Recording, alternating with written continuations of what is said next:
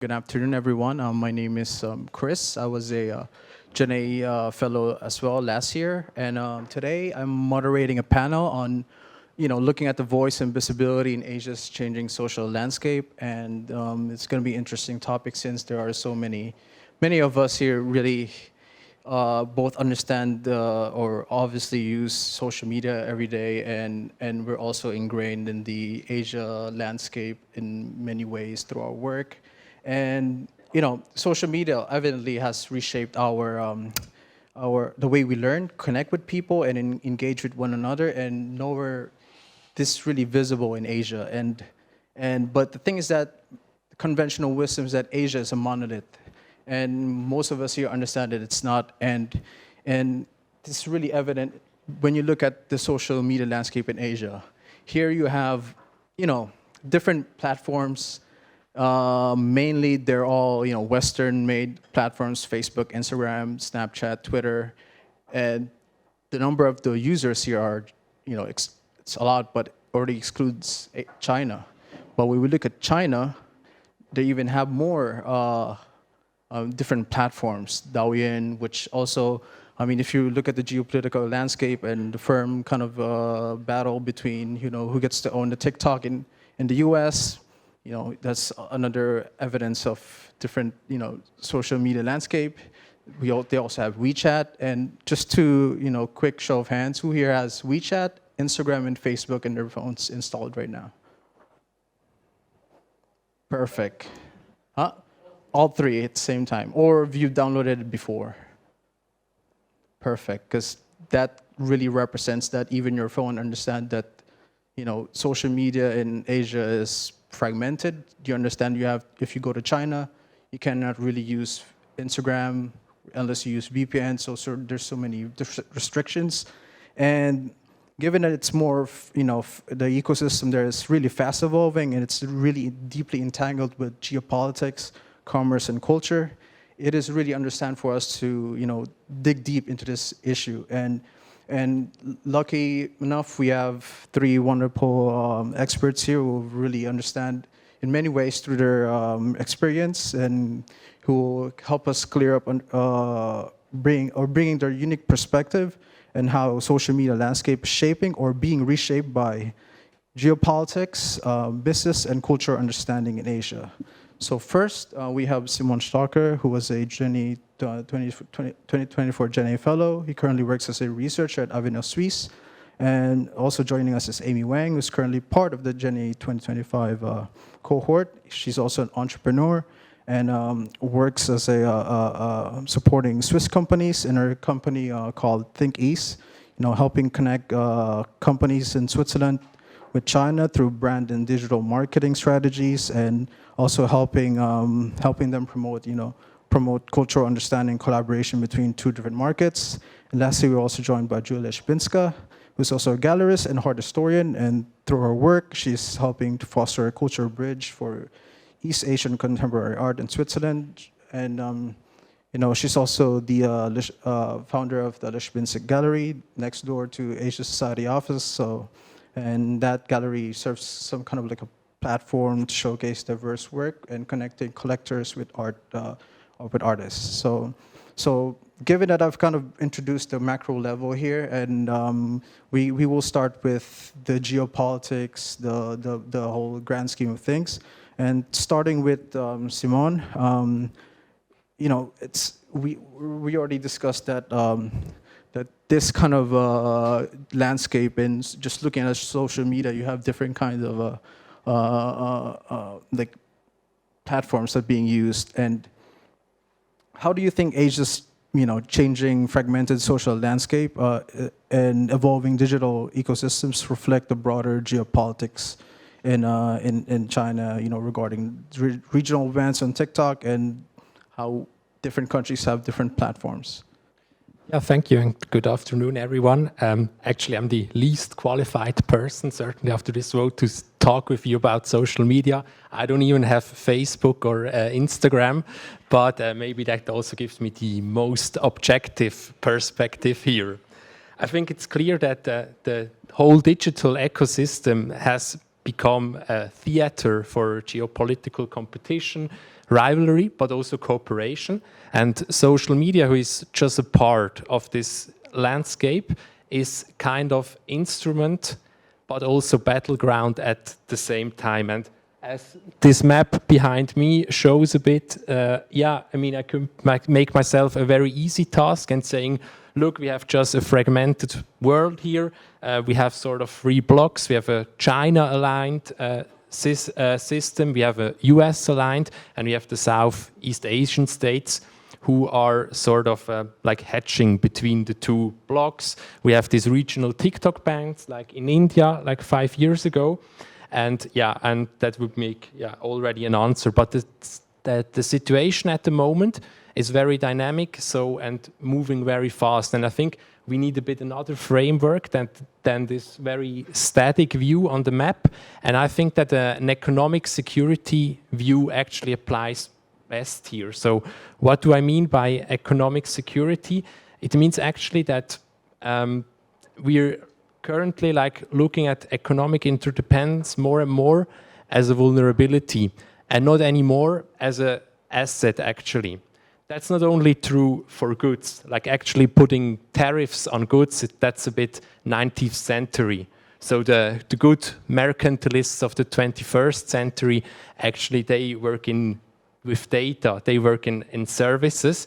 And of course the current Trump administration has added a lot of dynamics here. Currently the US government is outlining every digital policy of its trading partners that they say it's damaging to US companies. And so you can really see how digital policy actually becomes trade policy, and that trade policy sort is also security policy. I think it's kind of clear to everyone. And I think that these different digital policies now will become, during the next month, or already now becoming like bargaining chips in negotiations. There will be much pressure on many states to change, and they will have to adapt very fastly. We've already seen that Trump, for instance, has offered China a reduction in tariffs if China would approve the sale of TikTok. India, for instance, has removed a levy on digital advertisement, and although they said it wasn't because of the tariffs, but anyway, and this will be going on, and it will concern much regulation, which until now hasn't been considered as classical foreign economic policy topics. It will be, just to highlight a few areas of pressure, it will be about taxation. So if you have taxes on digital services, this will be discussed. It will be about online content regulation. You maybe know the Digital Services Act of the EU. Many Asian countries have copied some parts of it, usually the bad parts. It's also about restricting data flows over borders. There is no country left, actually, or almost no country, which has no restrictions on data flows. Then we can also, I mean, I could go around now for hours about threshold obligations, about local content requirements. Even Switzerland has that with the Lex Netflix. But yeah, let's leave it here. I think those are really good points and really showcasing that there are differences in even how how people there in Asia respond to changes or differences in the social media landscape there. But can you briefly touch upon how states use social media? You kind of touched upon this, like use social media to assert influence and change narratives. What kind of example that comes to mind? Yeah, it's a very interesting question because the IR students, the international relations students of ours will know that this week Joseph Nye unfortunately died, the great architect of the concept of soft power. So that this idea that you can influence other countries as a state in not using coercive measures, so not with tanks, with military, or using economic sanctions or whatever, but just by the power of attenuation. And I think that, basically this goes, maybe influencing other states through social media, goes in this direction of using soft power. Now we have revisionist actors like China or the US sort of also, but I don't want to talk about the US or Russia, which are using social media, but in such an aggressive way where you actually can ask, where actually it shows a little bit that the concept of soft power maybe is a bit flawed at this point. But I mean, China is super interesting because there is kind of an imitation game going on between the US and China, because first, the Communist Party was afraid of social media. And now the US became afraid of the social media. And you see this alliance between government and tech companies, which are coming closer together, which is actually more the Chinese model. But just to finish, big challenges for democracies, because you have on the one side, if you're influenced by misinformation, disinformation, you have a non-response risk. So if you do nothing, it might undermine democracy on the one hand. But if you do a bit too much, if you start censoring, there is an over-response risk. So we need to be very careful, I think. Yeah, I mean, now you kind of provided that the concept of soft power and how, you know, culture is really important in this. But bringing in the kind of the business side of the discussion, Amy, how do you think that, you know, given the different culture nuances and platforms and the differing social media like behaviors in Asia, in addition to like differences in, you know, the ecosystem itself, how do you think it affects digital marketing strategies and brand positioning by countries, given that's like the landscape in Asia or generally in China? And do you think, how do businesses navigate this like differences in platforms? Like you have WeChat, you have Red, you have TikTok, even Douyin in China, or other social media platforms. How do you think the Western kind of like side of things, who are unfamiliar in the West, navigate that side? Yeah. Thank you very much for the question. So I think from a business perspective, it's very important for foreign businesses to understand that each social media platform in China has its unique aspects. So there are some really key areas I think foreign businesses need to understand in order to navigate the very different social media landscape. And one of the key area is the reach of the social media platforms. We have already seen on the graph that, so for example, WeChat, over 1 billion users are using it every day. And people need to understand that China is a mobile-first country, meaning that everyone has at least one mobile phone. So you can leave the house with only your mobile phone, and for example, with only WeChat, you can order your taxi with WeChat, you can go to a coffee shop, you can order your coffee, you can become a member there, you can pay your coffee, you know, you can go back without ever leaving WeChat. You can do everything within the app. So, you know, people sometimes compare WeChat with WhatsApp as the Chinese equivalent, but it's really much more. And for companies, it's also very important to understand, in China, people are not really using that much laptops and go on websites to Google, for example, a new business. They also go on WeChat and, you know, see, okay, do they have official presence? You know, are they credible? So you really need these platforms to also create visibility, credibility, and trustworthiness. And the second key area, I think, is important to understand is the different functionalities. So I've already talked about WeChat, but let's, for example, take Red Note, or also known as Xiaohongshu. People sometimes compare it with Instagram, but it's also much more than only a social media app, because, you know, in the last couple of years, it has become China's #1 search engine. So, for example, if a Chinese tourist comes to Zurich, and, you know, I want to look for the best coffee shop, you know, I don't go to Google or Baidu, I go on Red Note and, you know, I type in Zurich's best coffee shop, you know. So it really also has like this dynamic and the speed of how new platforms are also replacing older ones is really impressive. And also, let's look at the e-commerce side, right? If you are on RedNote, you want to learn about a new brand or a new product, you check their official account, you learn about, you educate yourself basically also through social media. And you can also shop within the same app. So it's also this aspect or this development of social commerce, so social media plus e-commerce, that is really taking importance in China.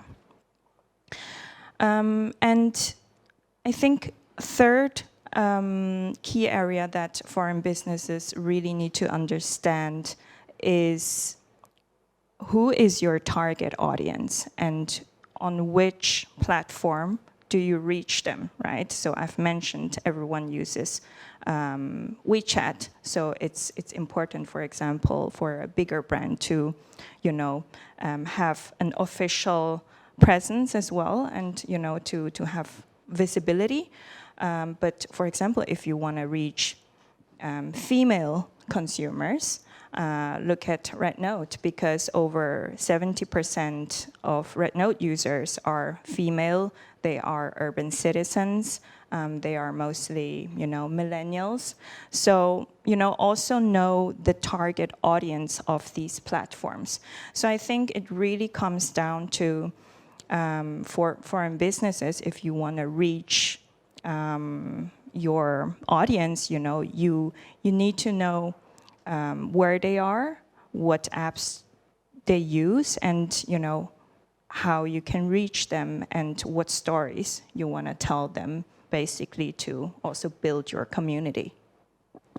I mean, those are really great points that, understanding of entering the Chinese market is essential for like Western companies. But, most of the conversation that we've had here is really to understand like how the West must adapt or understand, Chinese culture or Asian culture in general, if they want to conduct businesses or just engage with the culture there when they're visiting for travel purposes. But what about the reverse? And Julia, I think you can really provide a good point of view here, because you're working on really connecting artists, collectors, and allowing them to understand, the reverse side of things, like going into Switzerland in your galleries, showing their artwork. So how do you think, how do you see Chinese or Asian audiences as well interpreting and engaging with European culture through, digital platform and the arts? Like how did also the proliferation of use of social media kind of aided that? And knowing that our social media behavior is super different from theirs, do you think it also plays the same level of importance from their perspective, the idea of understanding European culture? Do you think that's also in there? Thank you so much for the question and inviting to this wonderful panel. Yes, being like a bridge, for the Asian artists coming here to Switzerland to exhibit, to build their portfolio, is essential. To understand, how the culture sector works, and even though we live in this global world where we should have had global discourses, we still the whole art history is Western oriented, and still in order to become a bigger brand, because now artists, they're all small brands, so to say, you need to be approved by Western platforms, meaning that I have some artists who have large audiences on Xiaohongshu or WeChat. They have thousands, 100,000s of followers. They are no one in Europe, and that's kind of struggle, and you need to establish them from the scratch on Instagram, on YouTube, and whatsoever. And today we see that I can say only about the culture sector most, that either an artist or a culture person, they all try to become a self-brand, one-person brand. And for this, they normally use Instagram. So that's maybe the platform for the culture at the moment. And also, if we speak about curators, institutions, that would be LinkedIn. So these are the major platforms. Yeah. Well, I'll be just kind of, zooming out a bit that that we all have kind of these discussions about, the changes in Asia and Europe and how we engage with social media, but this digital transformation is ongoing. Based on your experiences and your research or engagements with other clients or with artists, just looking ahead, what do you think are like the trends? Do you think that will shape the most in changing or empowering voices and showing more visibility in Asia's social media ecosystem? Is it going to be again AI, like the talk of the town? Would it be greater fragmentation? Would it be through politics? Would it be regulation? How would it then change? For example, and maybe in businesses, different strategies. Do you see in the future that there might be changes? Again, changing narratives in how states use this, or through art shows or any kinds of interaction between collectors and artists. Do you think there will be shifts or big shifts in the near future or long term? Just maybe I continue with culture. What I notice what's going on in West, because we're like a very small segment, and the products we offer, it's a bit of like a luxury. And like while it's been quite chaotic outside, I feel that people tend to kind of close in a smaller shell. And now I know that's like lots of rich people, they really leave Instagram, so they stop using any social networks, and they start to build this kind of circles, and they like transfer the information like mouth to mouth, and do like smaller meetings, smaller gatherings, like private events, and then invite artists there. So that is like really top segment. But sure, like AI contributes a lot to the art production, but also to the art like critiques, I cannot call it, but art writing, so to say. And here we see actually a lot of losses, because AI cannot really compare. It's still like art writing is a lot like philosophical thought, and AI until now could not really produce like independent thoughts in this sense. So here I think we're still relying a lot on the professionals, on humanitarians. Maybe I'm gonna continue. So I think for the social media landscape in China, I definitely also see continuing trends in the area of AI. And we already see, for example, virtual influencers or AI assistants, or like really more immersive experiences for consumers. But I think my point, also like looking ahead, especially in terms of foreign businesses entering the Chinese market, is really, as I mentioned before, to really adopt the agile mindset, and really be open to these new developments within the field, and like try things out. Don't be so afraid to fail, and go with the flow. I think that's the point I really want to make. Yeah, I think the big shift in geopolitics and the world economy is already happening. It's already happening, and I think it's quite obvious. I think we're going to see in the future like much more sort of decisions where you're not sure why something is happening. Do you forbid platform XYZ because of national security issues, or maybe you just want to promote a national champion? So, and to distinguish that, to have a different view on these topics, this is going to be extremely difficult. And I think in influencing narratives from state, I think like the big trend now is AI. You've all maybe seen this video from like typical American workers working in manufacturing again, or like China apparently launched a campaign where they're showing news anchors who are deep fakes. Looks quite funny. Recommend to look to look that up, but don't believe what they say, of course. I mean, it's a bit different in the US, so yeah. But yeah, again, thanks for really sharing these insights, Julia, Simon, and Amy.